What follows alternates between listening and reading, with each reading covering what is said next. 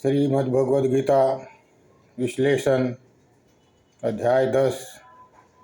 भगवान श्री कृष्ण अर्जुन को कहते हैं, न तो माम शक्यसे दृष्ट मने नैव सवे चक्षुषा दिव्यं ददामि ते चक्षु पश्चिमे योगमेश्वरम्। दिव्यं ददामि ते चक्षु य पश्चिमे योगमेश्वरम्। तू अपनी इन शारीरिक आँखों से मुझे नहीं देख सकता, तू मुझे नहीं देख सकता इन शारीरिक आँखों से, इसलिए मैं तुझे दिव्य चक्षु प्रदान करता हूँ, यानी कि ज्ञान की आँखें प्रदान करता हूँ, जिससे तू मेरे ईश्वरीय रूप को देख सकता है। इसका अर्थ हुआ कि कोई भी इंसान अपनी शारीरिक आँखों से परमात्मा का दर्शन नहीं कर सकता, वह केवल ज्ञान की आँखों से ही प्रभु दर्शन कर सकता है। जिसे भगवान ने दिव्य दृष्टि कहा है वह ज्ञान की आँखें हैं। अब प्रश्न पैदा होता है कि यह ज्ञान क्या है। आगे भगवान श्री कृष्ण अर्जुन को विराट रूप दिखलाते हैं। विराट रूप जो कहीं संसार में कभी कहीं नहीं देखा गया। 10-10 मुँह, 20-20 हाथ आदमियों को खाते हुए दर्शाया गया है। ऐसा कहीं कोई भगवान नहीं होता। ये उन्होंने अर्जुन को अपनी मोह जाल में, मोह पाश में बांध लिया है।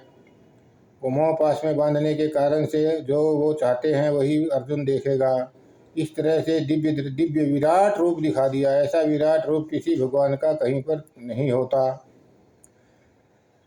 ज्ञान क्या है, ज्ञान अग्नि क्या है, ज्ञान चक्षु क्या है। ज्ञान चक्षु है, मैं शरीर नहीं आत्मा हूँ, और आत्मा निष्क्रिय है, कर्म नहीं करती। आत्मा समदृष्टिपूर्ण है, परमात्मा की तरह। आत्मा को कर्म फल नहीं भुगतना पड़ता। जब आत्मा कर्म ही नहीं करती तो कर्म फल भुगतने का सवाल ही पैदा नहीं होता। तो आत्मा के लिए न पाप पुण्य सब नष्ट हो जाते हैं। न पाप आत्मा के लिए है, न पुण्य आत्मा के लिए है। जब कर्म फल ही समाप्त हो गए तो फिर बाकी बचा क्या, यही ज्ञान है। इसी तरह जब आत्मा पाप की भागीदार नहीं, इसी प्रकार आत्मा पुण्य की भागीदार भी नहीं। न पाप तुम्हारा न पुण्य तुम्हारा, यही ज्ञान है। शरीर का धर्म अधर्म से कोई लेना देना नहीं होता। धर्म का संबंध आत्मा से है और आत्मा निष्क्रिय है। पाप पुण्य, स्वर्ग नरक, लोक परलोक, वैकुंठ, परम धाम कहीं कुछ नहीं है। यह सब ब्राह्मणों का अपनी रोजी रोटी बनाए रखने के लिए फैलाया हुआ जाल है। इन लोगों के भ्रम में भटकाने के लिए सगुफे हैं। ब्राह्मण कहते हैं कि तुम दान दो, तुमको पुण्य मिलेगा। हम लालच में आ जाते हैं। फिर हम पूछते हैं पुण्य कब मिलेगा, तो वो कहते हैं अगले जन्म में मिलेगा। पुण्य पाने की लालसा बड़ी विराट होती है, विकट होती है, परंतु हमें नहीं मालूम कि किसी पुण्य का संबंध अगले जन्म से भी हो सकता है। अगला जन्म पाने का किसी का कहीं पर कोई प्रमाण नहीं है। हजारों सालों से ऋषि महर्षि ब्रह्म ऋषि लाखों की तादाद में मर चुके, कहीं किसी का पुनर्जन्म हुआ हो ऐसा कहीं प्रमाण नहीं है। 84 लाख योनियों में भटकने के बाद में कब किसको पुनर्जन्म मिलेगा कहा नहीं जा सकता। आगे वे कहते हैं तुम दान दो और पुण्य कमाओ, तो वो उनका तो सगुफा यह है कि ये दान देंगे तो हमारा जन्म तो सुख शांति से गुजर जाएगा। तुम्हारे दान दिए पैसे, यह भी एक ढंग है पैसा कमाने का ब्राह्मणों का। तुम दान देते हो तो वो कहते हैं कि हमारा जन्म तो सुखपूर्वक गुजर जाएगा। यह भी ब्राह्मणों का एक पैसा कमाने का तरीका है। और आपको भ्रम में डाल देते हैं कि आपको पुण्य कर्मों का फल अगले जन्म में मिलेगा, जो कि उन्हें मालूम है वह जन्म कभी होने वाला नहीं है। 84 लाख योनियों में भटकने के बाद कब अगला जन्म मिलेगा कहा नहीं जा सकता। मिलेगा भी कि नहीं मिलेगा। आज तक तो किसी को कोई जन्म मिला हो दोबारा ऐसा प्रमाण नहीं है। किसी को अगला जन्म मिला हो इसका कहीं कोई प्रमाण नहीं है, सब भ्रम फैलाया हुआ है। जब भगवान श्री कृष्ण अर्जुन को निष्पाप घोषित करते हैं तो फिर हमारे निष्पाप होने में कोई शंका नहीं रह जाती। हम भी निष्पाप हैं, क्योंकि शरीर के द्वारा किए गए कर्मों का फल शरीर को जिंदा रहते ही मिल जाता है। उसके बाद शरीर मर जाता है। मरने के बाद शरीर जला दिया जाता है। जली हुई राख तो स्वर्ग नरक में जा नहीं सकती। तो शरीर के लिए पाप पुण्य यहीं पर खत्म हो जाते हैं और आत्मा निष्क्रिय है, कर्म ही नहीं करती।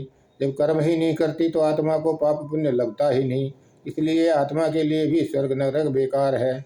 यह दोनों बातें अच्छे से समझ लेने जैसी हैं। न पाप हमारा न पुण्य हमारा। इसे अगर अच्छे से समझना है तो आप जनक अष्टावक्र गीता पढ़ने का कष्ट करें। इसको अच्छे से अगर समझना है तो आप जनक अष्टावक्र गीता पढ़ने का कष्ट करें।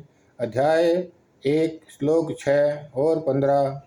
धर्म अधर्म पाप पुण्य मानसानि न ते विभो, न कर्तासि न भोक्तासि मुक्तेवासि सर्वदा। धर्म धर्म पाप पुण्य तेरे लिए नहीं है वस्तु, तू ना करता है ना भोगता है, तू तो सदा सर्वदा मस्त। धर्म धर्म मन के भ्रम है, इनका तुमसे कोई लेना देना नहीं। निसंगो निष्क्रियो असि त्वं स्वप्रकाशो निरंजन, अयमेव हि ते बंध समाधि मनो तिष्ठसि। तू संग रहित क्रिया रहित स्वयं प्रकाश रूप निर्दोष, तू संग रहित क्रिया रहित स्वयं प्रकाश रूप निर्दोष। यह तो तेरा बंधन है जो करता रहा समाधि प्रयोग। तू असंग है, क्रिया शून्य है, स्वयं प्रकाश है और निर्दोष है। कोई दोष कोई पाप तुझे छू नहीं सकता। तेरा बंधन यही है कि तू समाधि का आयोजन करता है। समाधि का आयोजन हो ही नहीं सकता। समाधि तो करने का मतलब तो हुआ कि तुम करता हो, लेकिन तुम तो करता हो ही नहीं। लोगों ने तुम्हें, महात्माओं ने, संत महात्माओं ने हजारों सालों से तुमको पापी हो बोल के पापी बना दिया है। वास्तव में तुम पापी नहीं हो। किसी जन्म के किसी पाप से तुम्हारा कभी कोई संबंध नहीं रहा। कोई पाप तुम्हें छू भी नहीं सकता। यह समझ लेने जैसा है। यह हजारों सालों से हमारे साधु संतों ने भोले भाले लोगों को भ्रम में डालकर पाप पुण्य का खेल रचा दिया। न पाप तुम्हारा न पुण्य तुम्हारा। पाप भी तुम्हारा नहीं है, पुण्य भी तुम्हारा नहीं है। पुण्य की लालसा में भी तुम मरे जाते हो, वह भी गलत है। कोई पुण्य नहीं मिलता। जैसे पाप तुम्हारे को नहीं लगता वैसे पुण्य भी नहीं लगता, क्योंकि आत्मा तो निष्क्रिय है। आत्मा ने तो कोई काम किया नहीं, तो उसको पुण्य कहाँ से मिलेगा, उसको पाप कहाँ से मिलेगा। कर्म ही नहीं किया तो कर्म फल कहाँ से मिलेगा। और शरीर ने जो किया था वो भुगत लिया और उसके बाद शरीर मर गया और मरने के बाद जला दिया गया। जलाने के बाद रह गई राख। उस राख का स्वर्ग नरक से कोई संबंध हो नहीं सकता। यह बात समझ लेने जैसी है। लोगों के भ्रम चक्री में आने का नहीं है। धन्यवाद धन्यवाद धन्यवाद।